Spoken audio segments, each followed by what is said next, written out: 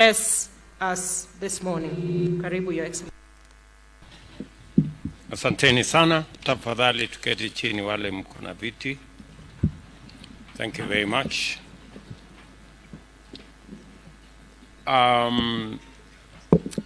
Graduates, the Kenya Forest Service community, pamoja na wazazi wetu wote waliofika hapa, hamjambo. I am delighted to join the graduates, their families and friends, as well as the Kenya Forest Service Law Enforcement Academy community, as you celebrate this important milestone in the careers of the graduates. The history of this academy, the sustainability of the forest sector and conservation movement, as well as our country's journey to the fulfillment of our collective determination to sustain the environment for the benefit of present and future generations.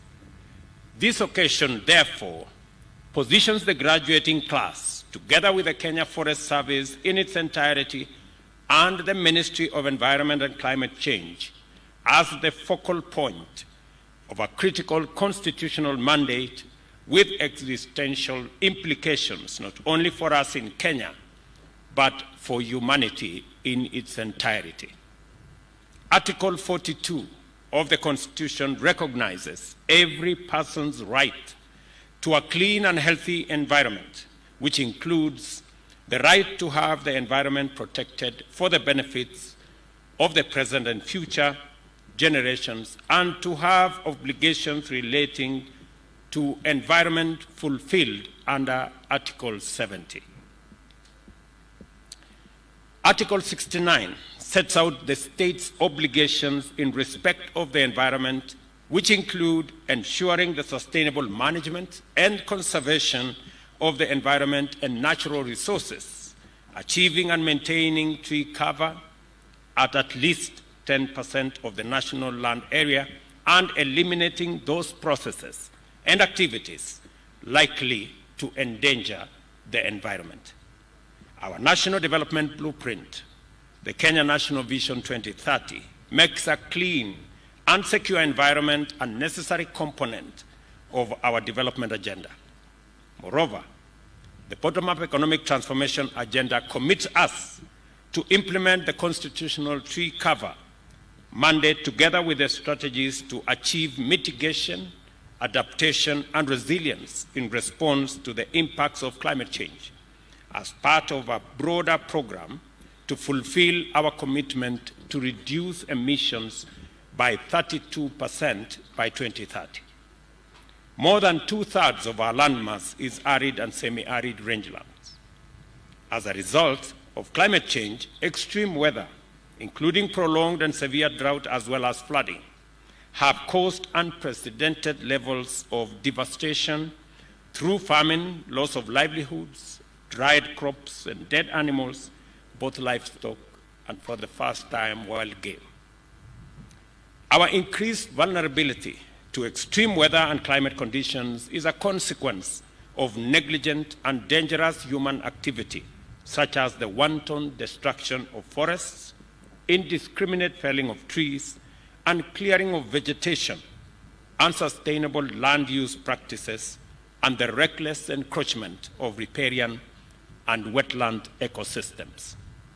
Climate change itself, caused by global warming as a result of dangerous accumulation of greenhouse gases in the atmosphere, is driven by industrial emissions and pollution and the systematic compromising of the Earth's capacity to sequester carbon and the atmosphere using its natural lungs, which are our forests.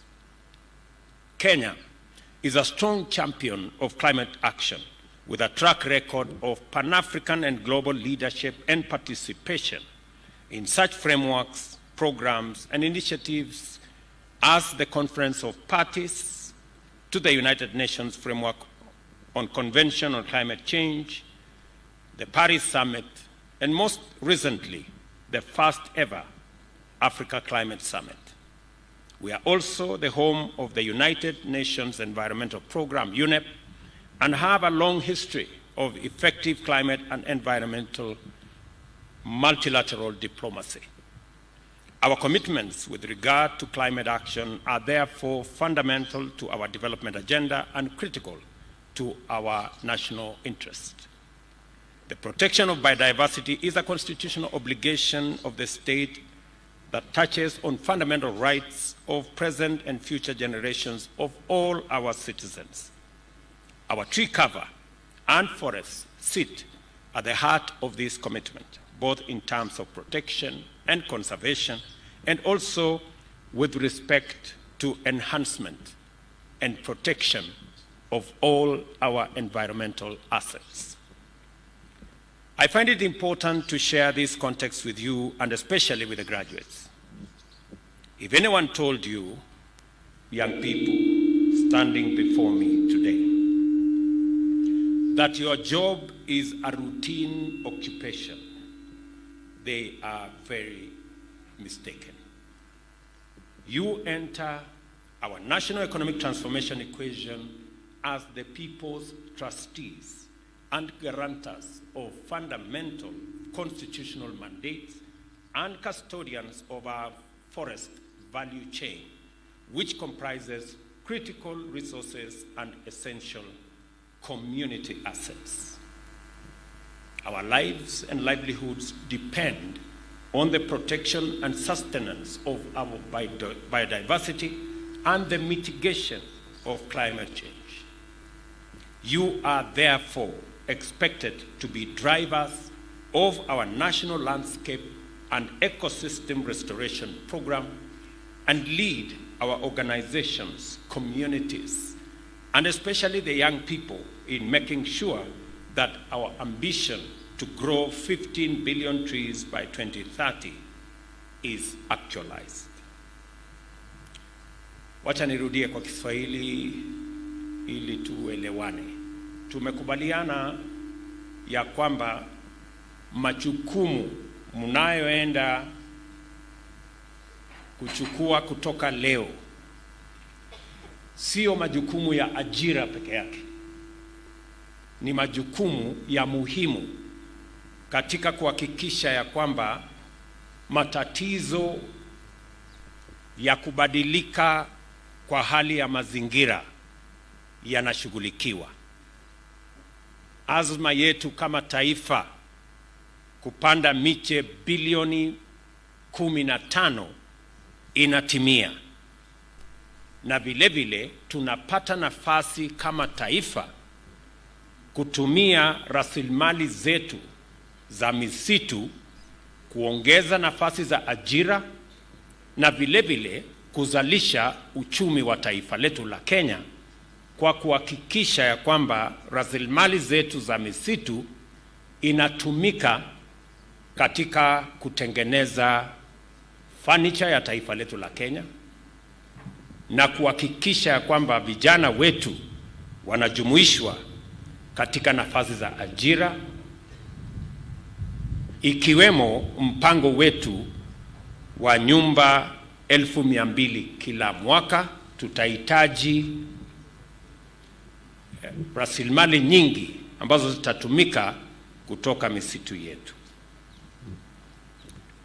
Mimi nataka niwaeleze ya kwamba kazi mnayochukua ni ya muhimu sana katika taifa letu la Kenya.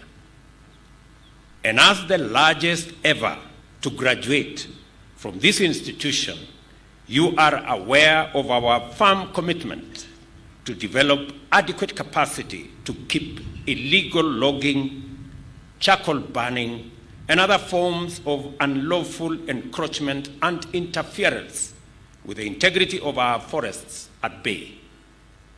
This commitment extends to training and equipping of personnel and investing in technology to improve operational capabilities in surveillance, data collection, and evidence-based forest management. I encourage you, therefore, to go forth as patriotic servants of the people of Kenya and to render your professional service with discipline, dedication, diligence, and unyielding integrity. Let me repeat, unyielding integrity. I remind you to use every opportunity to promote sustainable practices and urge you to always exercise your authority responsibly and accountably. And let me say this for the record, my sons and daughters, the young people of Kenya, as you graduate today, that you have a huge responsibility on your shoulders, but I am confident that the training that you have received in this institution and your personal selection into this great army of forest rangers is merited, and therefore I have the highest expectation from you that you will discharge your responsibilities responsibly and accountably. There are many who have let us down. The reason why I made the decision that we are going to recruit the largest ever group of rangers, trainees in Kenya, in post-independence Kenya, is because the matter of climate change, the matter of our environment is critical, it is important, and it poses an existential threat, not just to us as a country, but to humanity in general. Na ndio sababu katika ghafla hii ambayo hawa vijana wetu wanapata nafasi ya kufuzu wakiwa ni cohort ama vijana ambao wanafuzu leo ni vijana 2664. Tuko pia na forest officers ambao watakuja hapa baada ya graduation hii 600 watakao sasa tusaidia kusimamia misitu yetu katika taifa letu la Kenya. Na tumefanya hivi makusudi kwa sababu tuko na mambo manne ya muhimu. Ya kwanza, tuko na matatizo ya kubadilika kwa mazingira, na ni lazima tushughulikie tatizo hilo kwa sababu ni ya muhimu. Tumepoteza wanyama wengi, mifugo yetu pamoja na wanyama wa pori kwa sababu ya mabadiliko ya mazingira, na ni lazima tubadilishe mienendo yetu, kupanda miti vile tumesema bilioni 15, na nyinyi vijana wetu ndio mtakao tusaidia kutekeleza wajibu huo. Jambo la pili, tumekuwa na matatizo makubwa kulinda misitu yetu na mazingira yetu, na imechangiwa kwa sehemu na officers wetu wachache. Kwa sababu ya uchache wa officers wetu ndio tumepata matatizo. Ndio tuliamua kama serikali that tutaongeza maradufu. We are going to double the double the officers that will assist the country manage our forest reserves. Kwa hivyo ni jambo la pili ya muhimu kwamba hawa officers wengi ambao tumewaajiri ni kwa sababu tunataka tuondoe changamoto ya kuharibika kwa misitu yetu. Na jambo la 4 ni kwamba tunataka kutumia rasilimali zetu za misitu kuhakikisha ya kwamba tunapata nafasi ya ajira katika sekta yetu ya kutengeneza furniture. Katika budget yetu ya mwaka huu tumeweka ushuru kwa wale wanaotaka kutuletea furniture kutoka nchi zingine, na tuko na vijana wetu wengi wamesoma, wako na uwezo wa kututengenezea furniture katika taifa letu la Kenya. Kwa hivyo jukumu letu katika kushughulikia sekta hii ni kuhakikisha kwamba tunapanua nafasi za ajira kupitia sekta hii ya kutumia rasilimali yetu ya misitu, kuhakikisha kwamba hatuagizi vitanda na meza na furniture na viti kutoka nchi zingine zitengenezwe na vijana wa taifa letu la Kenya, tukitumia rasilimali yetu ya misitu ya taifa la Kenya. Na ndio sababu tunaongeza hawa officers watuchungie rasilimali hizo, ili wale watu wachache ambao wametumia hizo rasilimali kwa njia isiyofaa tuweze kuwazuia. Na jambo la nne, tunataka pia kutumia rasilimali zetu za misitu kuzalisha uchumi wa taifa letu la Kenya, ili tuweze kutumia rasilimali ambazo ziko Kenya kuhakikisha ya kwamba hatutumi foreign exchange ama pesa zetu za kigeni tukiwa tunaagiza vitu ambavyo zinaweza kutengenezwa na vijana wetu katika Kenya wakitumia rasilimali zetu hapa Kenya. Na ndio sababu na mimi nataka niwashukuru communities, jamii ambazo wanaishi karibu na misitu. Wengi wa community forest associations wametusaidia sehemu kubwa kuhakikisha kwamba uharibifu wa mazingira ama misitu haiendelei wakiwa pale wakitazama. Kupitia kwa ushirikiano na wizara ambayo inahusika na na KFS, kumepatikana wale wafanyikazi wa KFS waliozembea kazini, walio wafisadi na walioshughulika na kusaidia kuharibika kwa misitu ya taifa letu la Kenya. Na nimeamrisha bodi ya KFS, hawa wote waliopatikana aidha wakizembea ama wakijihusisha na ufisadi ama wakichangia kuharibika kwa misitu yetu, wote waondolewe kazini na wapelekwe kotini. Wamepatikana tayari forest managers and forest rangers 23.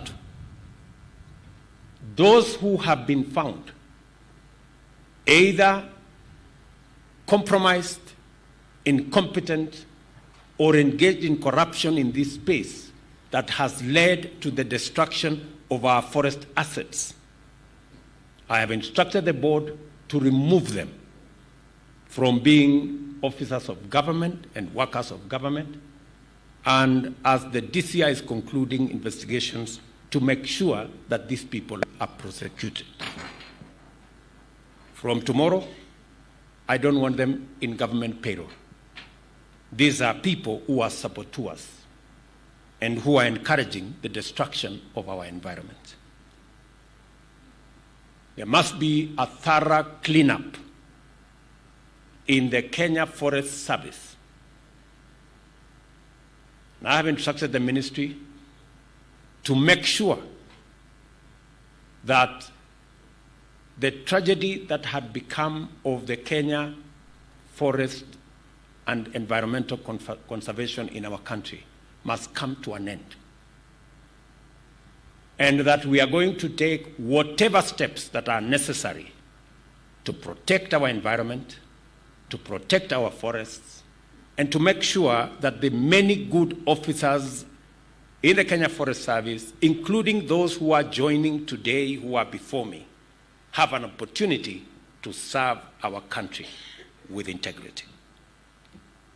Let me also say and congratulate the National Youth Service for working with our Kenya Forest Service in sharing these facilities of training. This is the true spirit of one government approach. We must continue to share all the facilities that we have, either for training or any other facilities, so that we can make sure that we use optimally all the infrastructure that we have at our disposal. I also want to state here and congratulate the management of Kenya Forest Service. I am informed that the uniform that these graduates are wearing and also the shoes are all locally made in Kenya by Kenyans. And I have already issued instructions going forward. All uniforms, shoes, and other pieces and items of clothing that are required by all our security services must be manufactured locally by our companies and made by our Kenyan young people. Let me also underscore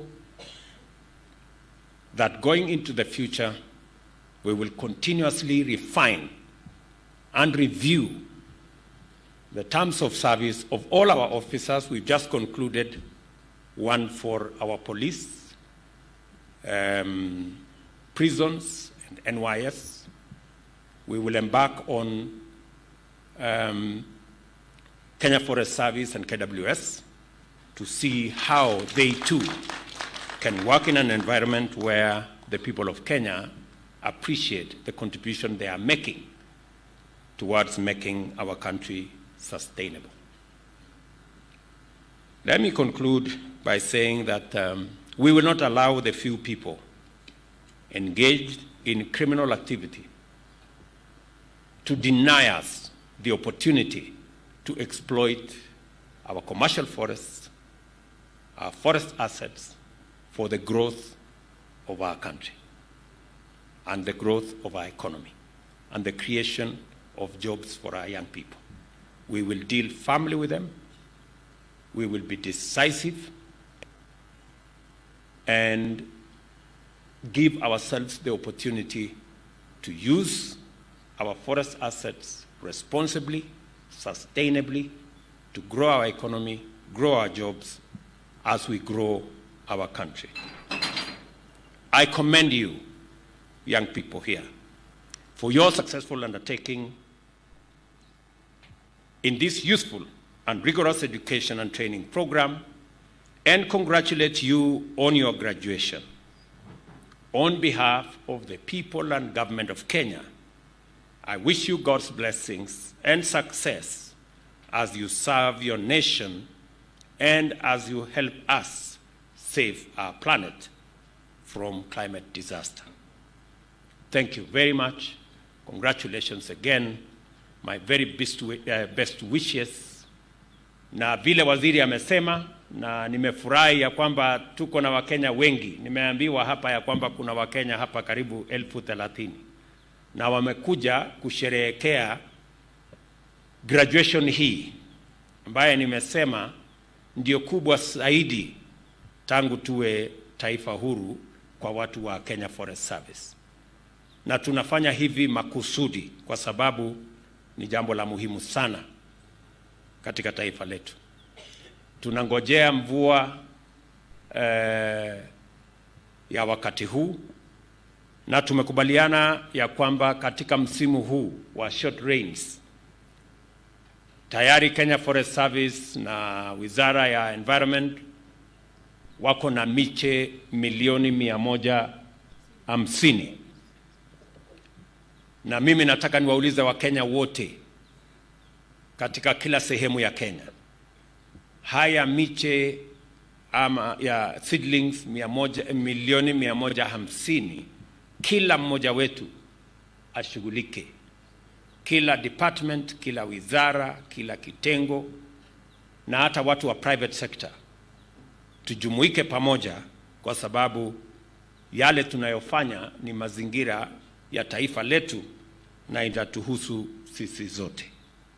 Asanteni sana, na mkienda nyumbani msalimie wazazi wenu Na kwa wazazi mliokuja hapa, asanteni sana kwa kuheshimu hawa vijana na kwa kuja katika sherehe hii ya kufuzu kwao, kwa sababu pia nanyi mnatambua umuhimu wa mazingira na kazi vijana hawa wataenda kutimiza. Asanteni sana na Mungu awabariki. Thank you very much.